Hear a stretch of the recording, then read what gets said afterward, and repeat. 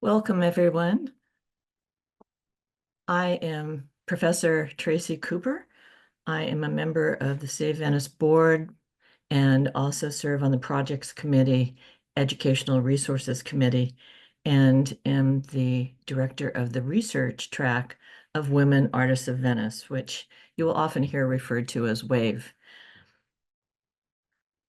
I would like to thank all of you for joining us today and extend a special thank you to members of Save Venice and the National Gallery of London, and also thank our panelists for presenting today's seminar, which is the first virtual event in Save Venice's 2024-25 Education and Enrichment Series.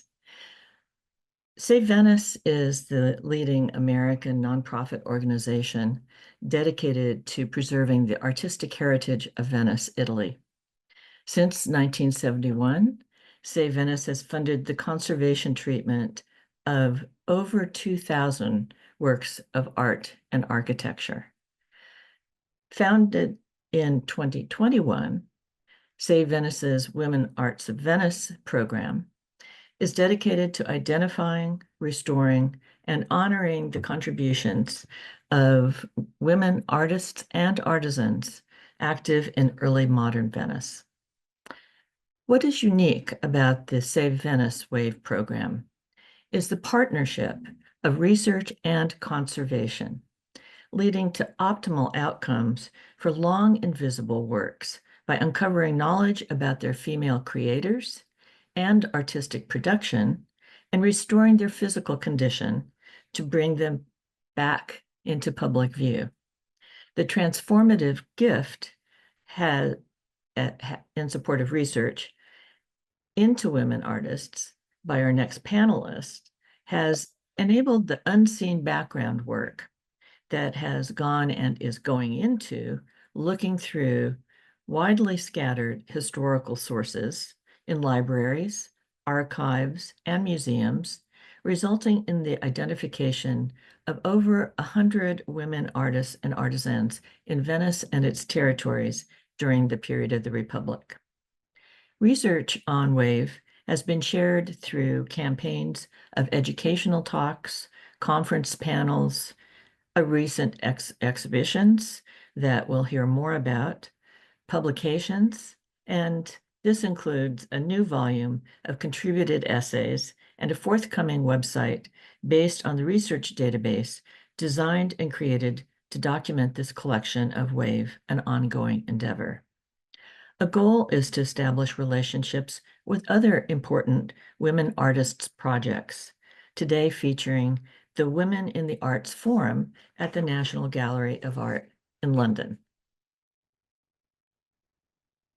Links already exist between one of their recent speakers and one of our authors, Babette Bone, and this too is generously supported by the Diane Apostolos-Cappadona Trust. The Women in Arts Forum was established in 2021, the same year as WAVE, to explore and celebrate through a varied program of events the myriad ways in which women have engaged with the arts. Integral to this annual program is the Anna Jameson Lecture and the Women and the Arts Forum Conference, both of which invite renowned specialists as well as experts at the National Gallery to share their insightful research on this topic. Other aspects of the program involve educational materials, including informative videos for the public to learn about fascinating and rich history of women associated with the gallery. And now to introduce our panelists. Our first panelist is Diane Apostolos-Cappadona, Professor Emerita of Religious Art and Cultural History, and who served as Haupt Director for the Catholic Studies program at Georgetown University. Among the many awards she has received, this includes the Georgetown University Alumni Association Faculty Award for 2008, as well as both the Annual Award for Excellence in the Arts from the Newton Cropsey Foundation and the Excellence in Teaching Faculty Award from the Georgetown University in 2000. During 1996-97, she was a senior fellow at the Center for the Study of World Religions at Harvard University. Dr. Apostolos-Cappadona is the author of the recent Mary Magdalene, A Visual History from 2023, as well as, among, again, numerous other publications, A Guide to Christian Art in 2020, Encyclopedia of Women in Religious Art from 1996, Dictionary of Christian Art in 1994, and The Spirit and the Vision, the Influence of Christian Romanticism on the Development of 19th Century American Art in 1995, and has been guest editor and contributor to this special issue of Biblical Reception, Biblical Women in the Arts in 2018, in addition to her impressive credentials as a scholar and clearly beloved teacher. She is a devoted patron of the arts and a founding sponsor of Save Venice's Women Arts of Venice program. Her generosity includes also the sponsorship of 2 pastels by Rosalba Carriera and a pastel by Mariana Carlavares. And her visionary support of the WAVE research track has been instrumental, underscored, in advancing this vital initiative. This is in memory of her mother, Stasia Apostolos. Diane established the Women in the Arts Forum at the National Gallery in 2021 to explore and celebrate through a varied program of events myriad ways in which women have engaged in the arts. And integral to this annual program, as you've heard, include the events that are highlighting work in the field by both established and early career scholars at the National Gallery and beyond. The National and Anna Jameson lectures feature an external expert. Our next panelist, Susanna Avery-Quash, is the lead curator in charge of pre-1900 objects in the National Gallery's contextual collection.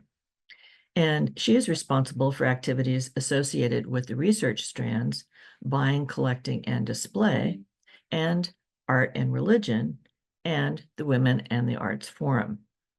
Her research focuses on Sir Charles Eastlake, the first director of the National Gallery, and the history of the National Gallery, as well as wider histories of collecting and the art market in terms of the Women and the Arts projects. Susanna has co-supervised the AHRC collaborative doctoral thesis with Birkbeck, University of London, of Dr. Maria Alambritis on modern mistresses in the Old Masters, Women and the Writing of Art History, 1860 to 1915 in 2020. She co-edited the special issue, Old Masters, Modern Women, in Birkbeck's Open Access Journal, Interdisciplinary Studies in the Long 19th Century in 2019, and co-authored 200 Years of Women Benefactors at the National Gallery, an exercise in mapping uncharted territory. The Journal of Art Historiography published this in 2020. Welcome, Susanna. And our final panelist today is Melissa Conn, the director of the Venice office of Save Venice, and who's been with the organization since 1989, with 35 experiences in the field of Venetian art history and restoration, and a longtime resident of Venice. Melissa oversees all of the organization's conservation projects in Venice and is responsible for Save Venice's Women Artists of Venice conservation track.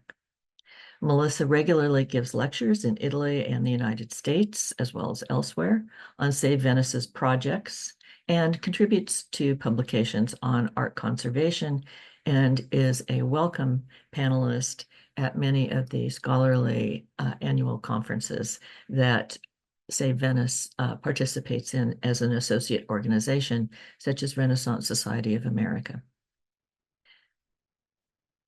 Before I turn this over to the panelists, let me remind our audience that if you have questions that come up during the conference, please use the Q&A to submit your questions. And after our panelists speak, we will come together and hopefully be able to discuss your questions. And I think it would be a pleasure to hear from our listeners today and know what it is you're thinking. So I will now hand the floor to Diane. Yes. Okay. Hello, everyone. This is a brief comment. This is a photograph of my mother, as you can all see. All right. Who is the inspiration of much of what has happened in both London and Venice. I have been fortunate enough to live a charmed life, being able to dedicate my time and energy to investigations and travel related to the study of religious art and women's history. My earliest connections to the National Gallery began during the then requisite modern version of the Grand Tour when I backpacked through Europe upon college graduation, a trip which was bookended with visits to the National Gallery. Over the years since then, I have come to know colleagues there and the collection very well, and my affinity for the gallery grew. However, once retiring from active teaching, I had to consider the realities of the best ways to continue these fields of study. I was able to live a life of the mind, thanks to the moral and financial support of my parents. So I've looked into opportunities to return that support by benefiting projects and programs that would in some way fulfill my parents' interests. As a young child, my mother charged me with the responsibility of finding the lost women of art. This is a large task, and one which I can't do either by myself or my students alone.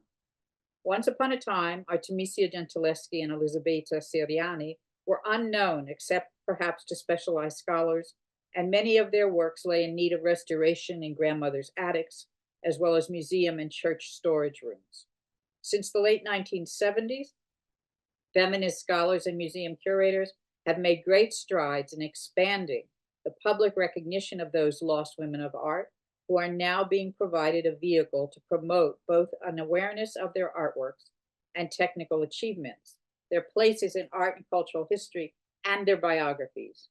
The creation of the Stacia Apostolos Fund in honor of my mother came about when I learned of the National Gallery's intention to purchase the Artemisia Gentileschi self-portrait as St. Catherine of Alexandria and expand the role of women artists in its collection. My mother was then 97 when I received a beautiful reproduction of that painting, which I showed her, saying, "The gallery bought this painting and it has gone on tour. I gave some money towards that in your honor. We are setting up a fund to work on women artists because you always told me I was supposed to find the lost women of art." I then showed her the video of the Artemisia Visits Project, including the visit to the Sacred Heart Girls' School in Newcastle, and the panoply of women who had made that possible, from the art handler and conservator to the curator, registrar, and driver of the trucks. My mother thought that was all great. She said to me, "I knew if I gave you money, you'd know what to do with it." I created the fund then to support the acquisition and to support the study of women artists, the themes of women, or to support women writers at the gallery. This ultimately assisted with the creation of the Women and the Arts Forum. After my mother's passing in 2020, I was looking for other special ways to honor her life.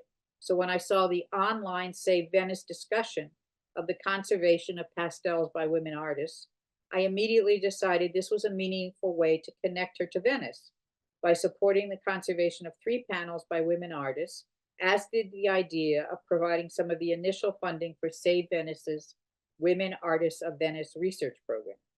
The more recent restoration and exhibition of artwork, such as Julia Lama's Female Saint and Glory in the Church of Santoria Assunta, is the beginning of a retrieval of otherwise lost works by women in Venice.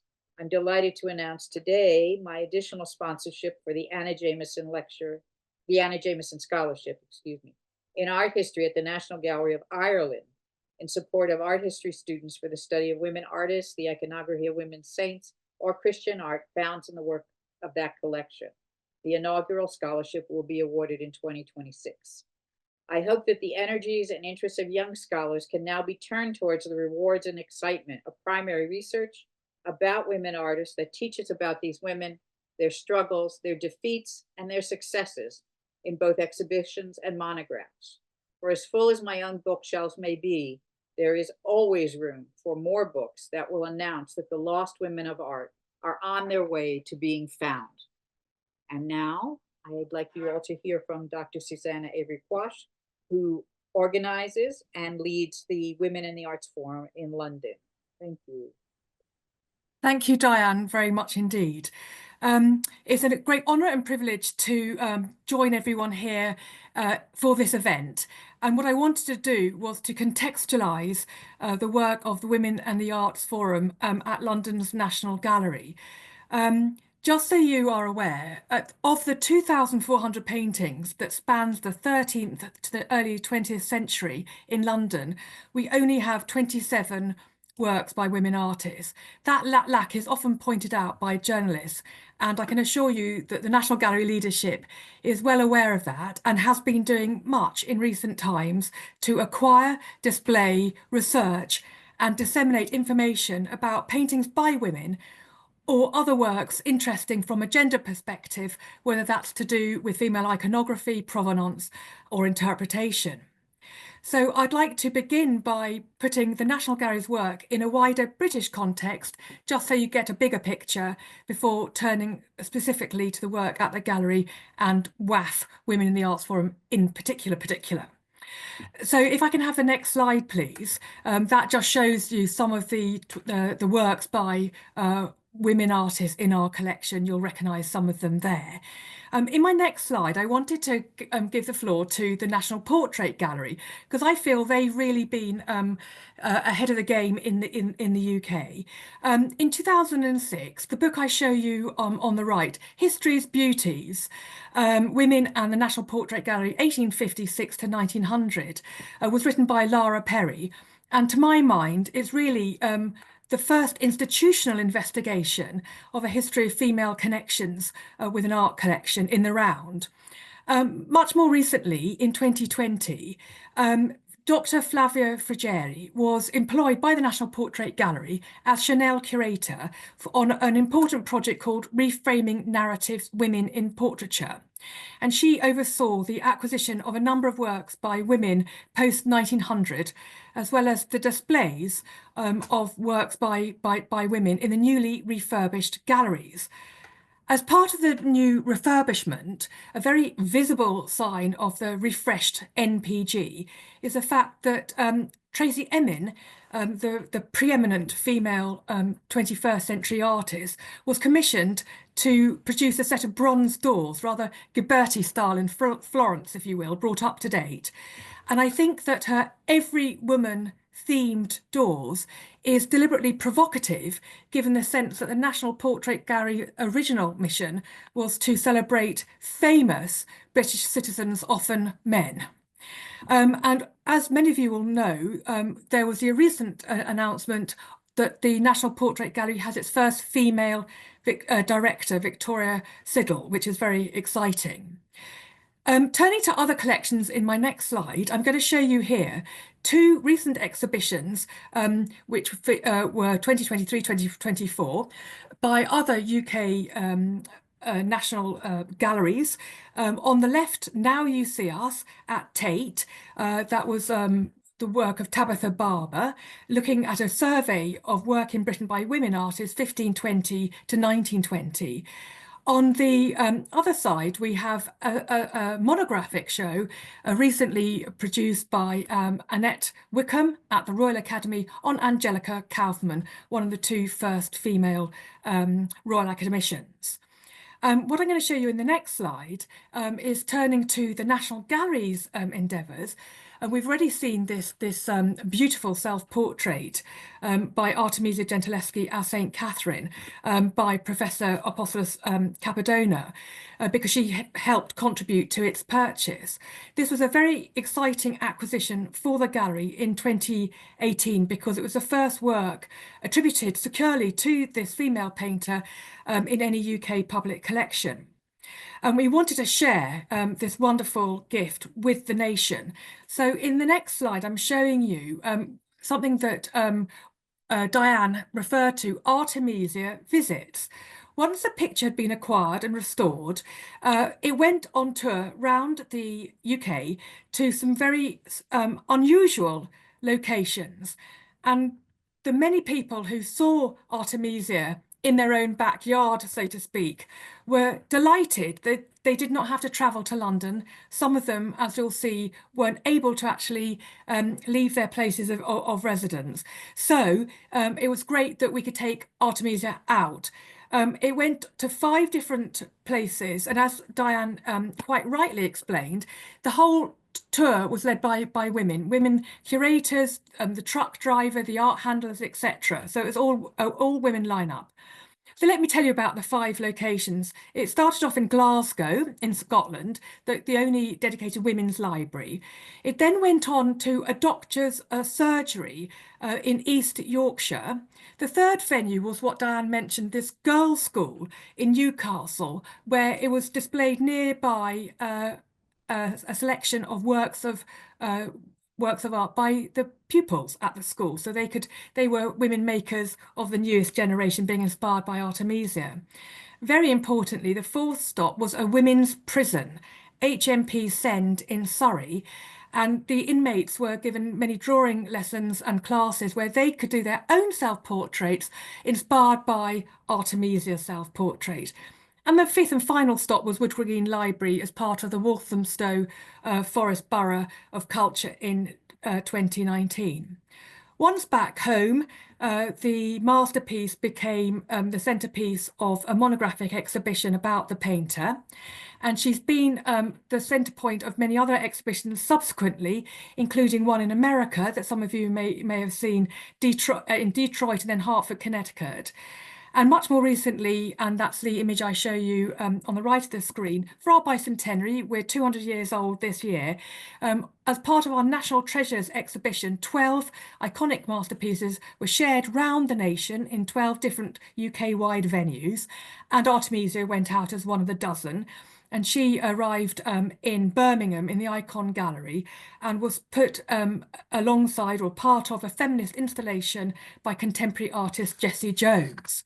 If I can have the next slide, please. What I'd like to show you here are, in the last few years, we've had smaller exhibitions dedicated to female artists or topics about women, highlighting one painting in particular to give our publics broader access to our cutting edge research. I just show you 2 recent ones here. I show you Discover Manet and Eva Gonzalez, and we looked at a portrait by Manet of his only pupil, Eva Gonzalez, and we started to share fresh research into the sitter, Eva Gonzalez, the painter, her relationship with her teacher Manet, her own work, and what her experiences might have been like being a woman artist in 19th century Paris. On the other screen, I show you the famous Quentin Massey's painting of the Ugly Duchess, and we subtitled that painting, as you can see, Beauty and Satire in the Renaissance, and that was a 2023 show. And we looked at various new angles, apart from just looking at the painter himself. We looked also at things like perhaps how perceived ugliness was satirized and demonized in the Renaissance, and how such attitudes have shaped ones that still remain today. In my next slide, I want to show you just one example of a painting that was used by the Education Department. Our NG learners and educators have, over a longer period, put on countless public-facing one-off initiatives or series. I just wanted to tell you about another all-female lineup that happened a while ago. It was a 15-week course in 2019 called More Than Muses, a feminist guide to art history, and it represented women in paintings, as well as women artists, patrons, curators, collectors, and museum directors. It was, again, an all-women speaker lineup, and it included historians, curators, gallery directors, artists, and life models to look at all these questions. And we had, on another occasion, the artist Louisa Maria McCormack in March 2020. She gave a very interesting lecture on violence against women in Western painting, and she used this painting by Artemisia Gentileschi as one of her examples. I want to show you another Artemisia painting. In my next slide, I wanted to also show you how women artists have been invited in for residencies, actually as long back as 1980. This was one of our more recent artists, Rosalind Nasser-Shibi. She was our inaugural artist in residence in a new scheme that started in 2020, but she followed in the footsteps of Paula Rego, another famous female artist who had been our first artist in residence in 1980.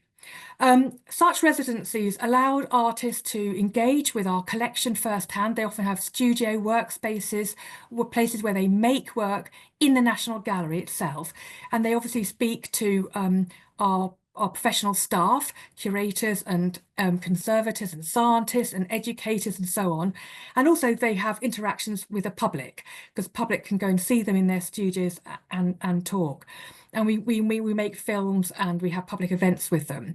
And this is just a film that Diane very kindly supported us in making, which was premiered at one of our WAF4 events, which I'll go on to in a little while. In my next slide, I wanted to show how I've been doing my own part to think about women and the arts at the National Gallery, even before WAF started. I suppose my early contribution was using the forum of a collaborative doctoral award, a PhD scheme, in order to look at women writers on the Old Masters. There's a lot written about male writers on the Old Masters, and I thought it would be good to look again at some of the pioneering women writers on Old Masters in our collection. I worked with Professor Hilary Fraser, who became one of our WAF Anna Jameson lecturers later on, from Birkbeck College, and Maria Alambritis was our PhD student, and she looked at modern mysteries on the Old Masters, women and the writing of art history, 1860 to 1915. And I always try to plant a seed with one project that then flourishes in other ways. So we made the research findings of Maria's PhD alongside other relevant work by other scholars and either well established or up and coming in a two-part conference in 2017, the second part of which was in London, and we looked at a John Ruskin quotation which we turned on its head by putting a question mark after it. He had said that women know as much about art as the cat, and we put a question mark after that and said 19th century women artists, writers on the Old Masters. And then finally we published the proceedings of that conference, enhanced by additional material, into a special issue of a Birkbeck online journal called 19 Interdisciplinary Studies in the Long 19th Century. We had many, many articles. We had biographies of the women who we wrote about, but bibliographies of their work and so on. And it's all fully downloadable on the 19 website. If you look at the next slide, please. I then wanted to continue the type of work that Maria had done in her PhD into several of the other PhDs that I've supervised.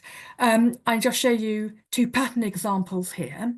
Dr. Isabel Muir was a former PhD student of mine, and she was looking at Jewish connections with the National Gallery, which are multiple and often overlooked. I also run the art and religion strand, as was mentioned in the kind introduction. And as part of that, I wanted to look at the Jewish connections with the National Gallery.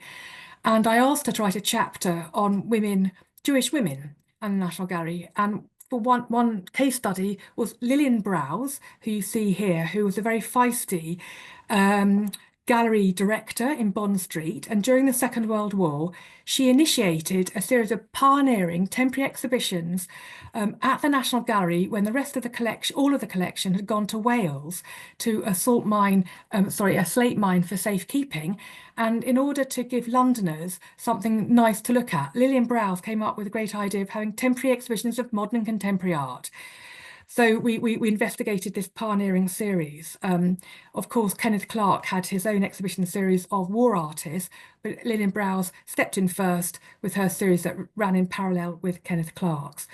What I show you on the other side is my current and 10th PhD student, Sean Cham, who's looking at the National Gallery in the Age of Empire, and looking at connections with donors and trustees in our early history who had connections with slavery. And again, he has a chapter on women who were kind donators of works to our gallery, but may have made their money or had money given to them with connections with the slave trade.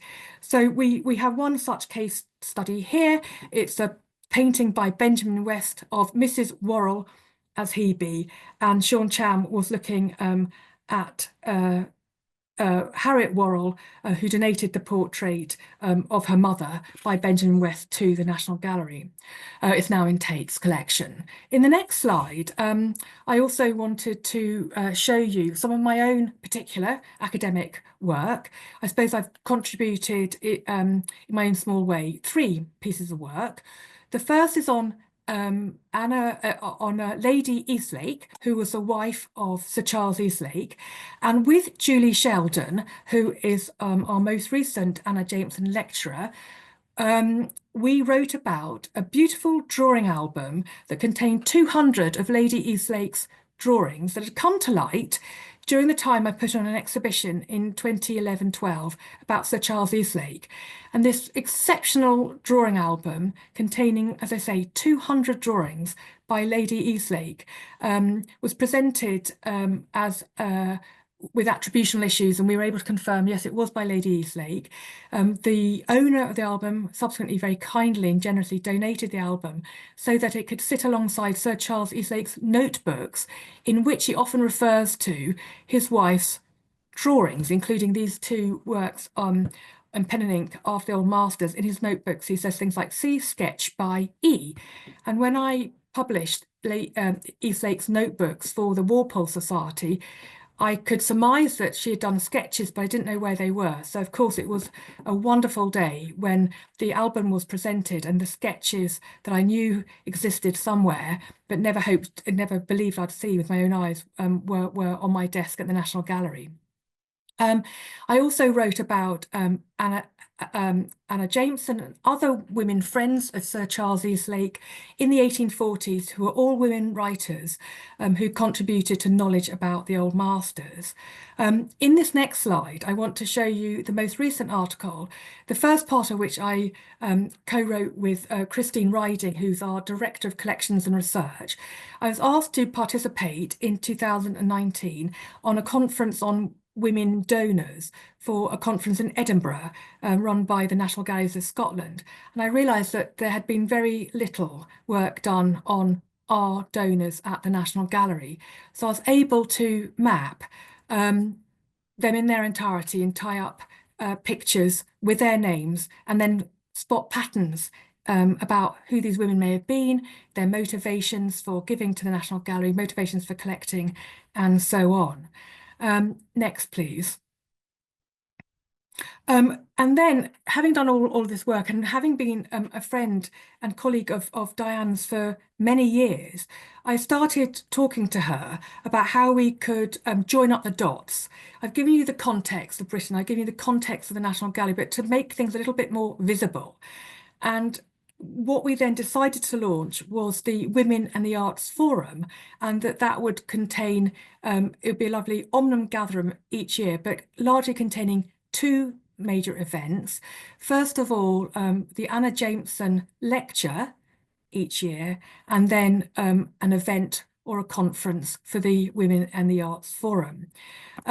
So we named the lecture series after Anna Jameson, née Murphy, 1794 to 1860. She's often identified as the first English female art historian. She was the author of a pioneering systematic study of Christian iconography in English, and she was a promoter both of greater diversity in terms of acquisitions and of audience at the National Gallery. So we felt that her name was absolutely appropriate as the title of this annual lecture series. You can see the wonderful lineup of the 4 eminent female art historians who've been invited to give the lecture so far. We started off at the bottom of the page. We can see Professor Emerita Adele Ernstrom, and she talked about Anna Jameson's memoirs of the early Italian painters, German art history, and the National Gallery, and was able to introduce to our broad audiences Anna Jameson's publications on early Italian art, and how she encouraged the National Gallery audiences of her day to become interested in this very esoteric and, at the time, unfashionable topic. We've also had Hilary Fraser, I've mentioned. She talked about Anna Jameson's work on Raphael and how she helped position interest in Raphael's work amongst wide British audiences. We've heard mention already this evening of Babette Bon, who's also done a lot of work with WAV, but she also worked with WAF as our third speaker. She talked interestingly about why women artists have not generally been collected systematically by European museums. She looked particularly in Ireland and England and America, and posited some interesting questions why that has not been the case, but why it should be the case today. And then Julie Sheldon at the top gave our lecture just a few months ago, and that was on Lady Eastlake. We thought that that would be a very appropriate topic this year, given it's the National Gallery's bicentenary, and Sir Charles Eastlake was the first official director in 1855. If I could have the next slide, please. Running in parallel with the lecture series, as mentioned, we have an annual forum, and that's run in 2022. We've had one this year, 2024, and another one next year, 25. So almost every year. The first event that you can see the programme for here was about women artists and the National Gallery. And so we had a keynote by Professor Megan Clark from Sussex University talking about the National Gallery as a locus for female copyists. I conducted a current female copyist, the Ukrainian artist, Yuliana Gumniek, and we also commissioned 2 films, thanks to the generosity of Diane, that we premiered at the event. The top video that you can see was narrated and written by Dr. Alan Britis, my former PhD student, and Dr. Imogen Tedbury, and it was exploring for our publics the roles that women have played as citizen wives and daughters of canonical artists in the collection, just to make the story a bit different and to introduce their influence and their work as women writers in the lives and biographies and circles of male artists we have in our collection. And then I show you part of the film, An Overflow of Passion, featuring Rosalind Nashashibi that I mentioned earlier. The next slide shows our most recent conference that just took place earlier this year, and that was beginning to look at women artists featured in the collection. And so in our next slide, for example, we had Professor Dame Marina Warner talking about Paula Rago's wonderful wall painting that she was commissioned to paint called Crivelli's Garden, based, as you can see, in part on inspiration from Carlo Crivelli's work at the National Gallery. And in the next slide, I wanted to show how we also try to bring in new audiences. So as part of the latest WAF conference, a group of us went to Kensal Green, a wonderful cemetery, Victorian cemetery in North London, where 3 of the women I've written about and we're hearing about tonight are all buried. I show you here Lady Eastlake's tomb. She's buried with her husband and their stillborn daughter. There's also Anna Jameson herself is buried in Kensal Green Cemetery, as is another famous female writer on the arts, Maria Colcott. So I was able to do a walking tour, which the Kensal Green Friends of Cemetery have now made into a walking tour that everybody can enjoy after the event. In my next slide, I wanted to say a bit more about the Women in the Arts Forum, that we've been able to make a lot more present by pulling all of the events and videos that we made all into one place on the National Gallery's website. On a special pages set of pages dedicated to the Women and the Arts Forum. And you can see it says join our network. One thing we wanted to do was to encourage people to enjoy our products and come together as a group. And so we are now 150 strong and growing all the time. And I hope that some of you may wish to join. You can look at our web page and see if that's something for you. We are a group of international professionals, university academics, PhD researchers, exhibition managers, gallery directors, curators, learning and public engagement producers, and other professionals who are all interested in the work of women and the arts. So please take a look at that. On our web pages, in the next slide, as you'll see, we've gathered together all sorts of materials. You can see that we have all the Anna Jameson lecture series. The lectures are, after they've been given orally in a public event, they're made into PDFs with extra material, footnotes and appendices and bibliographies, and they're all fully downloadable through attractive PDFs. All our conference notes are for the record, put up on the second section, Women in the Arts conferences, and then we put up other educational material, women artists in the collection. You can go there and find out more about those 27 women I mentioned, etc., etc. So in the next slide, I just wanted to also tell you that things are carrying on apace. I'm very grateful also for Diane's generosity that I now have a helper, short term at the moment, but we hope that Dr. John King's contract with us as the WAF researcher who helps me to put together the events and the website and looks after the network. He's on board to help me, which is very, very exciting. And also it's gratifying that in 2024, we've been able to purchase yet another work by a female artist as part of our bicentenary. I show it to you here, the Eva Gonzalez, a full-length mirror. Now, of course, this is lovely because it refers back to the exhibition I mentioned to you earlier that showed a portrait of her, but now we've got an image by her. And the website goes into all more details about the women links. It explains that the sitter is actually her sitter, Jeanne, who was also an artist and a sitter in many of Eva Gonzalez, her sister's images. The work was actually donated by 3 women donors, which is very exciting. It's in my donor list. And it also belonged to an important French female gallerist as part of its provenance icon. And Christine Riding, I mentioned her, she's our Director of Collections and Research. In the most recent collection strategy document, she has put in a line about a desire in the future to collect works by women artists. So that's very, very exciting indeed. In our next slide, I wanted to show you 2 works which will be featuring in next year's mammoth and very pioneering rehang of all 66 galleries on the main floor of the National Gallery.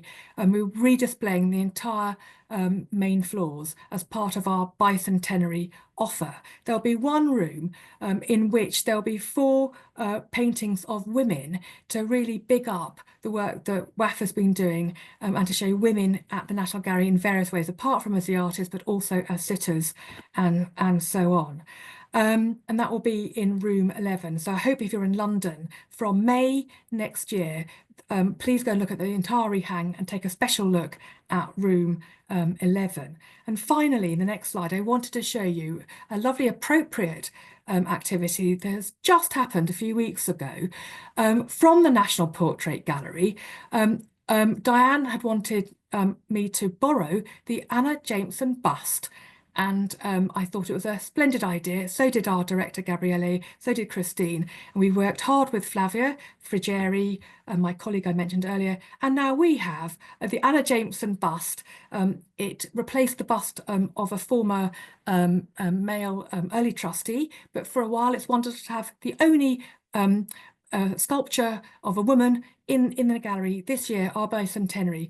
So I hope that any of you who are visiting the National Gallery will take a look at Anna Jameson, who is such a key name now for WAF. So I'm going to stop there and I'm going to hand over immediately to Melissa Conn. Thank you very much indeed.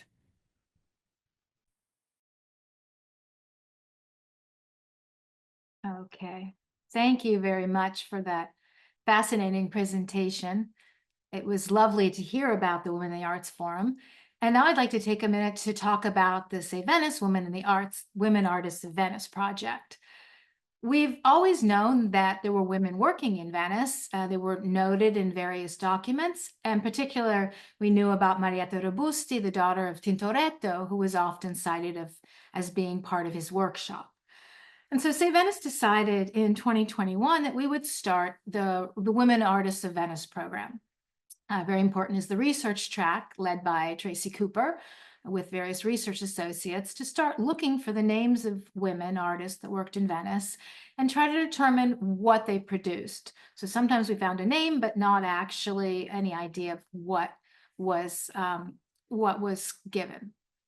So we started also, in addition, our restoration track, and that was when we began restoring works of art by women artists. And here you see one of our first projects in Curator Museum, where we started looking at pastels by Rosalba Carriera and Mariana Caravares. And we're very grateful for our sponsors, and particularly Diane, who spearheaded this project. So here you see the wonderful pastels by Rosalba that went through a conservation maintenance and worked on the frames, and also further studies, because pastels are very delicate, and so it takes constant care so they can be on view. And it was also very interesting to work with Mariana Caravares, who was considered in the workshop of Rosalba Carriera, but actually had an impressive career of her own. So it was important to us to also bring forward another name, that Mariana can be known for not just working with Rosalba, but an artist in her own right. While Say Venice was working in the Church of San Marziale on a painting by Tintoretto and a miraculous image of the Madonna, we became aware of these very dark paintings in the spandrels above both of those artworks. They were by Giulia Lama, an artist who is in a portrait by Piazzetta in Madrid, and also in a self-portrait in the Uffizi Gallery. Giulia Lama is an artist that was not very well understood, and we decided we wanted to move forward and restore as many artworks by Giulia Lama as we could in Venice. So we went through the difficult process of taking down the paintings so we could get a closer look, really having no idea of the condition. And as we're in Venice, we have to go by boat and take the paintings to the conservation lab. We set up the lab, and one of our first visitors were members of the women's professional soccer team at Venice, because we thought it was great to show these young women that even they themselves were an unusual career, and we were also promoting the women artists of Venice, particularly the 18th century, which was also an unusual choice. As work progressed, we started to see the incredible quality of the paintings by Giulia Lama. As you can see, these before and after photos.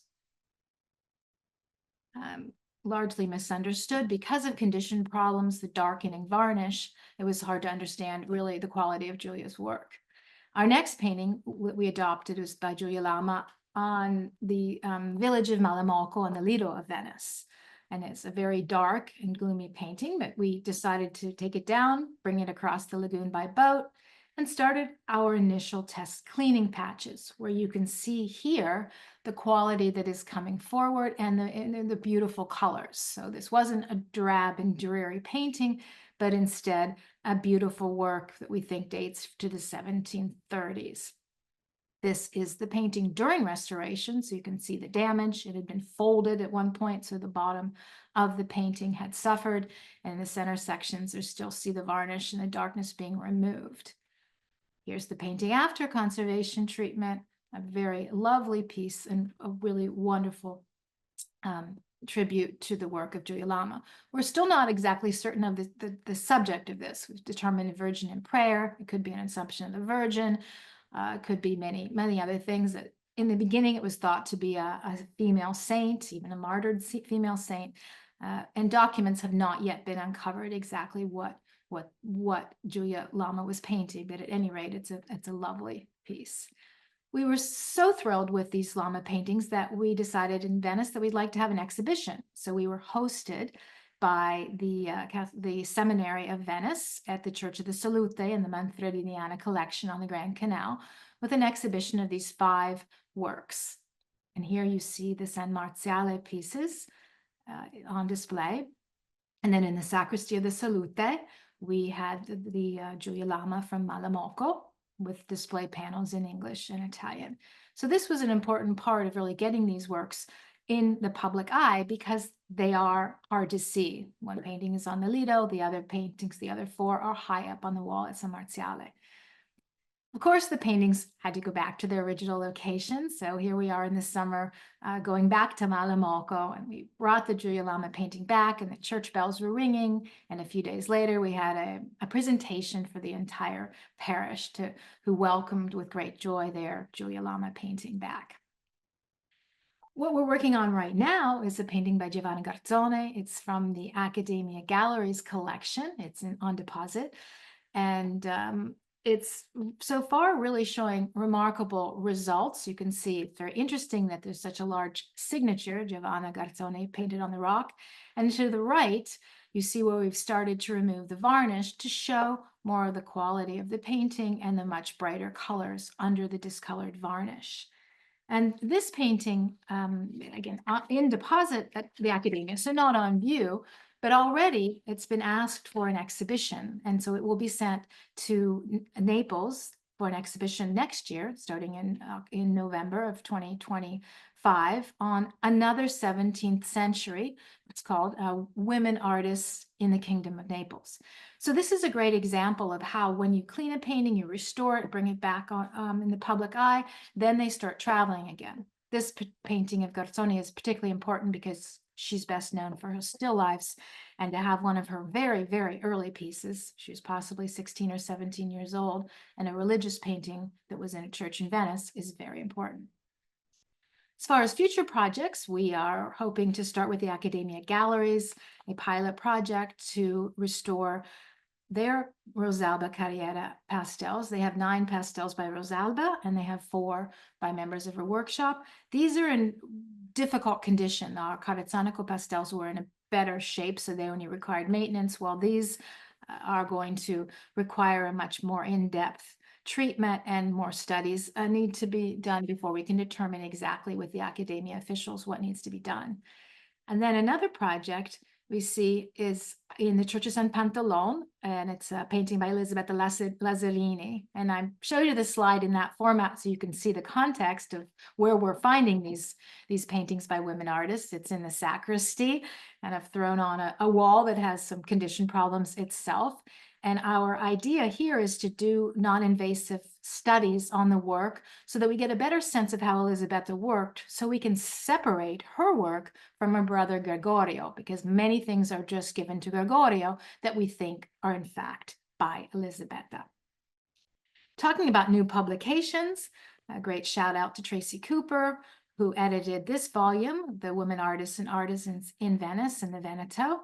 And you see the table of contents. We have 10 plus another 11 authors that all contributed to this. And this is available for sale, and it's also available online. A new publication that just came out, in Artibus in Historiae, by one of our research fellows, Nora Geets, and it's an article about Giulia Lama. And so we're very excited that these 2 books came out as a product of our WAVE program. Upcoming, we'll be doing a book on Giulia Lama in Venice. It will be part of our Say Venice Guide series. We've done one on the Church of San Sebastiano, on Carpaccio, on Tintoretto. So it seems only fitting that Giulia Lama also joins this guide series with a book on her artworks here in Venice. And then very, very exciting is the database web portal, which we will make our information public and have all the information that we found about the women artists accessible to the public through the website. So of course, none of this would be possible without all the help from our very generous donors. And we're very thankful for the support that we've had for our program, and very excited about continuing.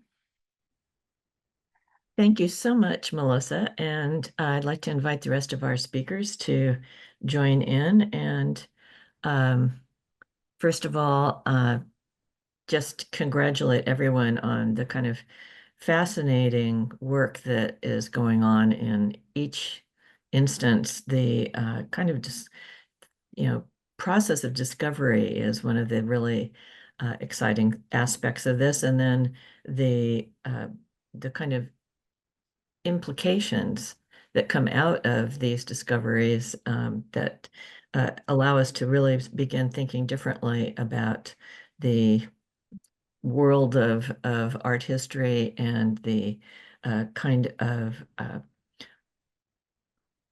institutional legacy that has given us in terms of museums as well.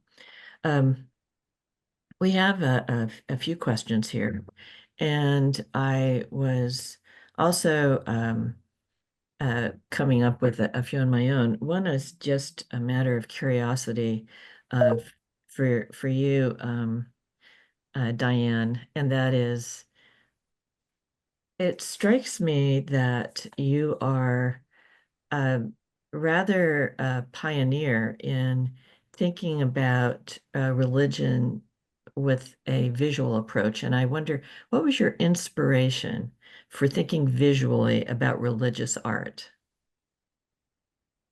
That takes more than 30 seconds. Okay, first of all, no, I try to do it very quickly. Logically, I am Greek Orthodox by birth and by religious profession, if you will. And so visual is very, very important to that, okay? I had an extraordinary professor as an undergraduate, Lawrence Late, who I studied Christian iconography with, and that was sort of the beginning of that journey, if you will. And then as I continued trying to go through a master's and a doctoral program in the US, it became clearer and clearer to me that what was interesting was the visual.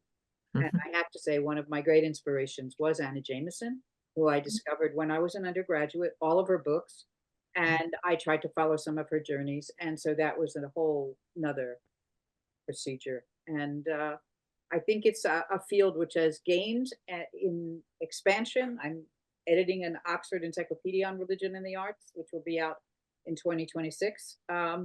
And there are all these other projects going. So there you go. Okay. But thank you for the kind words about being a pioneer. Well, it's something that I think is not, it was separated out between iconography, and that was more for people in art history, as opposed to thinking of that as a tool for people in the study of religion. And so I think that pulling these things together is something that then you also took into a specialization about women. So in terms of the women in the arts forum at the National Gallery, you pointed out a number of the resources that you're sharing through that combined platform, Susanna.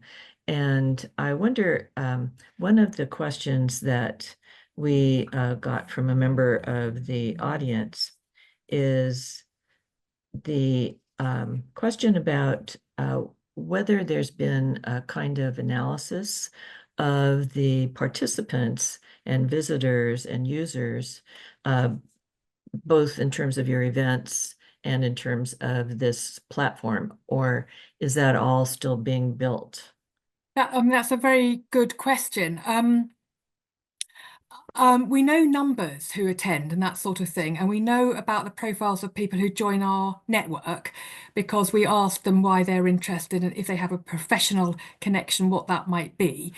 So we're building up a sort of profile of the network. In terms of people who come to every event, I'm not sure we've done any analysis yet, and whether we actually have all the information we can hold. My hope is that numbers are growing. We deliberately try to make them as accessible as possible, so everything's sort of hybrid, so that you can get people to meet together in person if that's the way they can or wish to join in. But then we like this lovely event, it's sort of well, this is online, but we try to make the online presence possible. So numbers are expanding. People are getting to know about our events. I think what happens sometimes, Tracy, is that people will hear about a lecture, download it, or who have been to a lecture want to read it again because there are all the footnotes and the appendices and extra added material.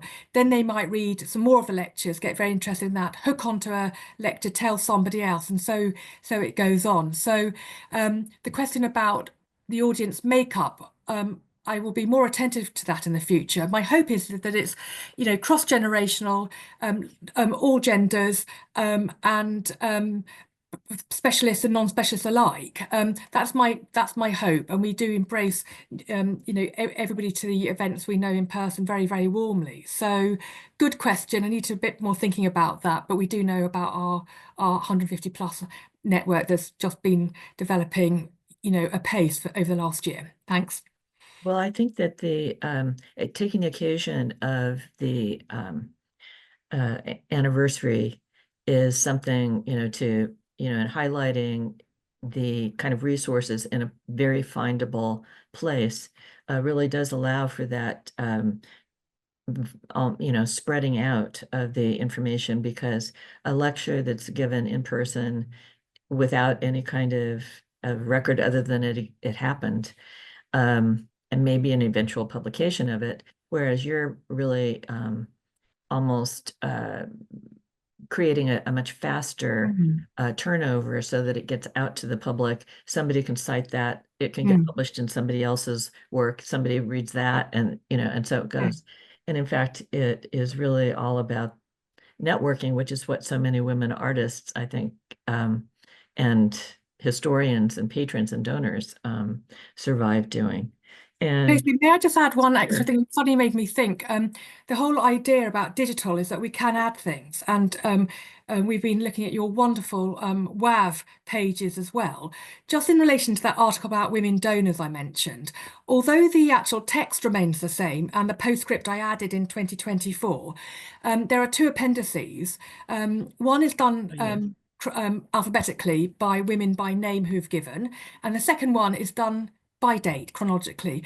Both of those, because they're electronic, will be updated in the future as further women donors join our merry bandwagon and very generously give work. So that's just one little example how with digital technology, you can really keep a pace of what's going on. But I think it's absolutely wonderful that you've got your database too, because it allows information to be updated if you find, you know, you want to change a date through attribution or something, or you found a different media through your analyses and all the work that Melissa does. You can share that information very quickly with a sort of live audience. And I think it encourages people to see that research is never static. It's an ongoing process, and then people can add in and write and give their suggestions, and it just becomes a cumulative effort. So I do think we are living in a digital age. We can work, it's not either or, analog or digital in my book, it's always both and we can, but that's one advantage, the quickness with which you can update material according to evolving research.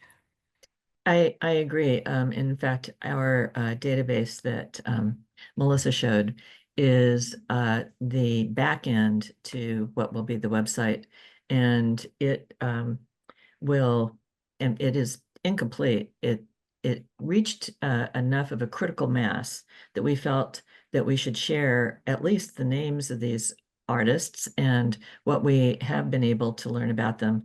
But as we both find new sources that might talk about more than one of the artists, you know, then that can get added across the platform, and, you know, that can be going on in the background. Of course, what that all points out is the value of the research and the inestimable contribution of the unseen fellows that have been supported so generously as a part of the WAVE research, and the fellow that you've described as helping you pull together your events. And in that respect, some of the material that you shared, Melissa, especially, the coinciding of the exhibitions with Julia Lama, highlight the fact that one of the problems with so many women artists is their inaccessibility.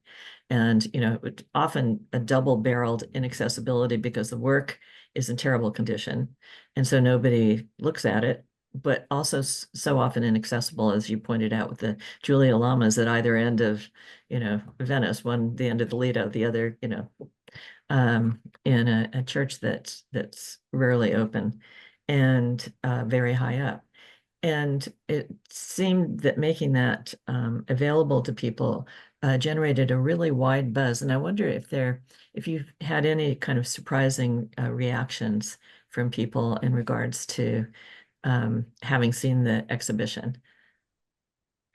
Yes, it was people. A lot of people had no idea about Lama, or vaguely heard the name, but then to have this opportunity to see the works up close, and it was a long-running exhibition, from February to June. So we were here during the Biennale. We were able to have events, and we also hosted a series of seminars where we would discuss the subject or discuss Julia Lama, and we also were particularly happy to be hosted by the Catholic Church in the seminary, because the fact that Julia worked for the churches in Venice, that was really her predominant client. And that's an interesting fact, that obviously in the 1720s, 1730s, there were no qualms about hiring a woman artist to do these large scale works.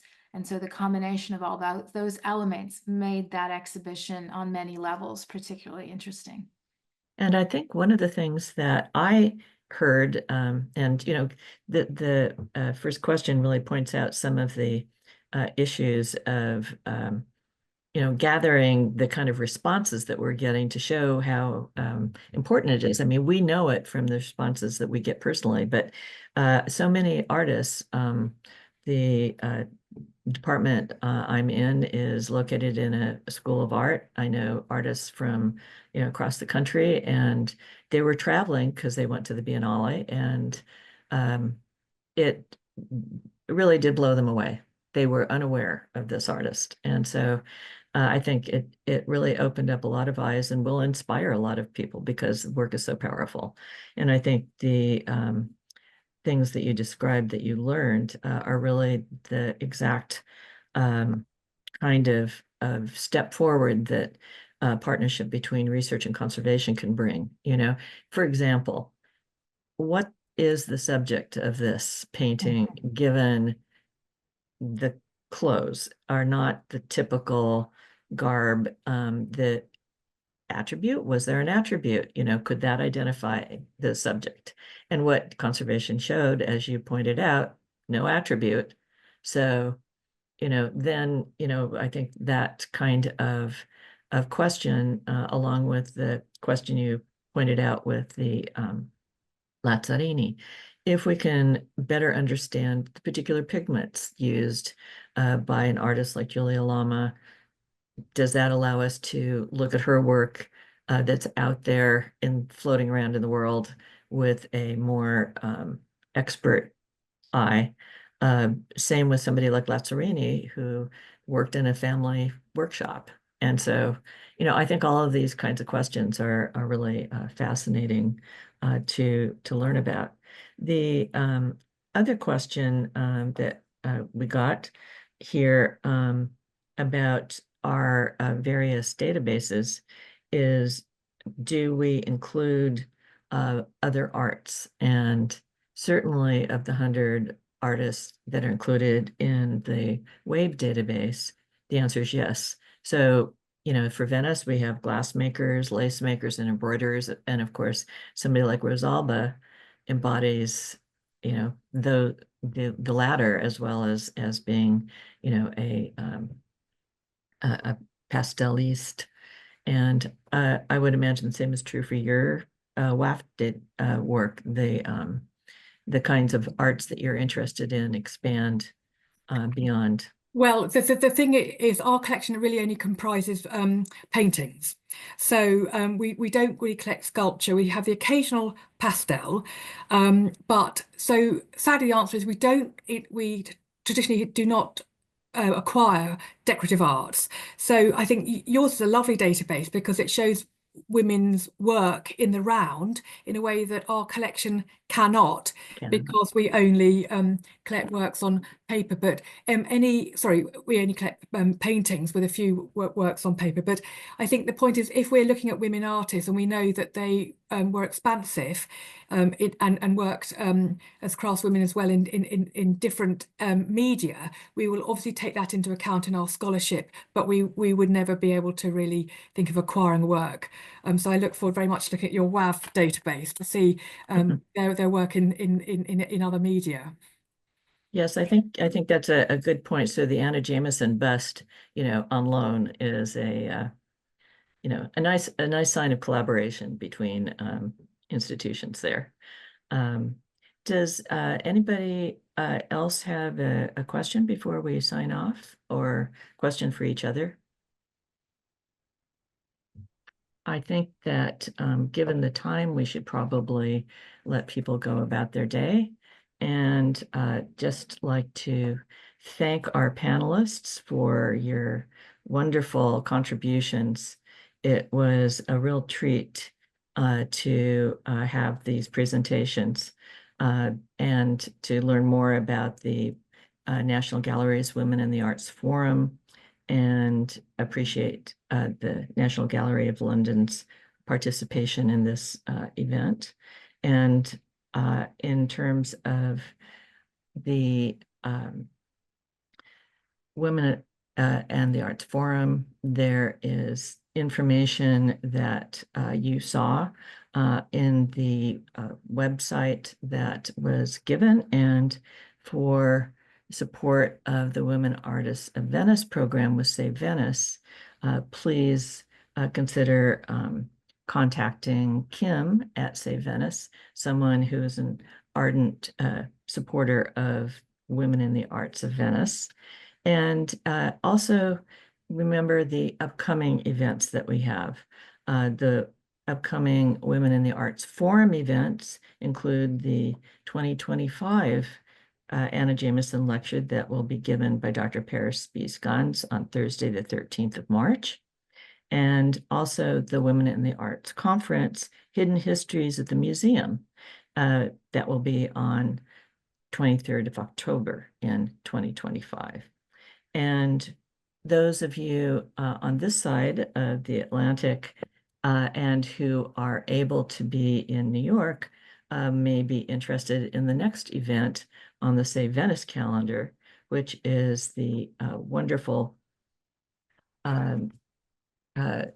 in-person event tomorrow on Thursday, the 21st, which is an evening at Lafayette 148, New York's Madison Avenue Boutique, with their new and extremely gorgeous collection of works that have been inspired by their having given the great support for the conservation of the Julia Lama painting. So a nice event for the upcoming holiday season.